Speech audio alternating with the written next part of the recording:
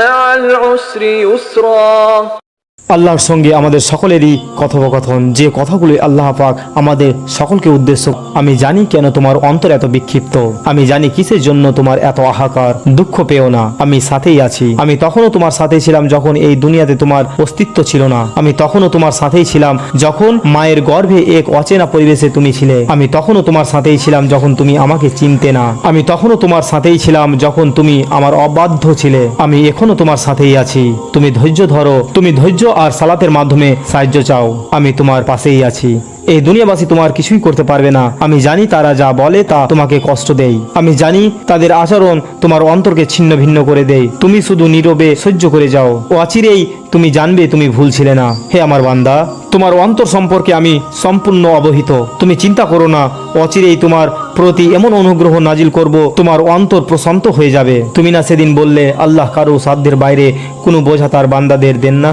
ঠিকই বলেছ, তোমার রব তোমাকে এমন কোনো বোঝা দেবেন না যেটা সহ্য করার শক্তি তোমাকে দেননি। তুমি তো আমাকে সবসময় ডেকে বলো, ইয়া আল্লাহ, আপনি আমার প্রতিশ্রুতি পূরণ করুন, আমাকে কষ্টের পর স্বস্তি দিন। তুমি চিন্তা করো না, আমার প্রতিশ্রুতি খুব দ্রুতই আমি পূর্ণ করব। তুমি শুধু সবর করো, বিশ্বাস রাখো, তাওয়াক্কুল করে যাও। আমি তোমার রব, তোমার পাশেই আছি। তুমি না সেদিন বললে আমার রব তো এমন নন যে কেউ তার কাছে দুহাত তুলে কিছু চাইলে আর আমার রব তাকে ফিরিয়ে দেবে।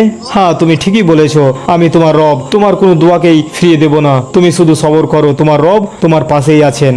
এটা এমন একটা পরীক্ষা যা আমি তোমার জন্য নির্ধারণ করেছি, যাতে তুমি আমার প্রিয় বান্দাদের দলভুক্ত হতে পারো। চিন্তা করো না, আমি নিজেই তোমার জন্য এই পরীক্ষাকে সহজ করে দেব। তুমি শুধু সবর করো হে আমার বান্দা, তুমি শুধু বিশ্বাস রাখো হে আমার বান্দা। তোমার ব্যথিত হৃদয়ের কিছুই আমার কাছে লুকানো না, তোমার অশ্রুর একটা বিন্দুর কণাও আমার কাছে লুকানো না। অচিরেই আমি তোমার প্রতি আমার অনুগ্রহ নাজিল করব আর তুমি সন্তুষ্ট হবে। তুমি কি দেখো না কিভাবে আমি মানুষের অন্তরে তোমার জন্য ভালোবাসা তৈরি করে দিয়েছি? তাদের ভালোবাসা গভীরভাবে লক্ষ্য করো, তুমি আমার ভালোবাসাই পাবে।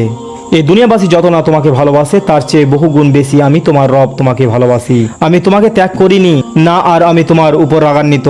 আমি তোমাকে তৈরি করছি যাতে তুমি আমার সবচেয়ে প্রিয় বান্দা হতে পারো। তুমি কি আমার কাছে এই জিনিসটুকু চাও না? হে আমার বান্দা, দুঃখ করো না, মনক্ষুণ্ণ হয়েও না। আর মাত্র কিছুটা সময়, তারপরেই তুমি আমার কাছে ফিরে আসবে, আর সেদিন তোমার কোনো আফসোস থাকবে না। তুমি ভয় পেও না, আমি তোমার রব এমন এমন ভাবে তোমার জন্য সাহায্য পাঠাবো যা তোমার কল্পনার ঊর্ধ্বে।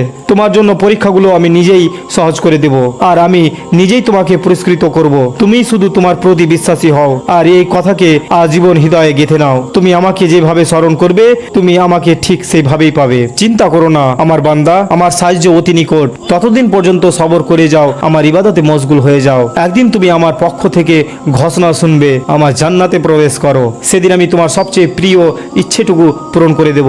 তুমি আমাকে দেখবে, দু চোখ ভরে দেখবে, আর যখন তুমি আমাকে দেখবে তখন এই দুনিয়ার কিছুই মনে থাকবে না। ততদিন পর্যন্ত ধৈর্য আর সালাতের মাধ্যমে আমাকে ডেকে যাও। এটাকে সংগ্রহ করে রাখি যাতে যখন আমাদের মন চাইবে তখনই দেখতে পারি এবং আল্লাহর সাথে সুসম্পর্ক গড়ে তুলতে পারি। এই পার্থিব জীবন তো অস্থায়ী উপভোগের বস্তু, আর নিশ্চয় পরকাল হচ্ছে চিরস্থায়ী আবাস।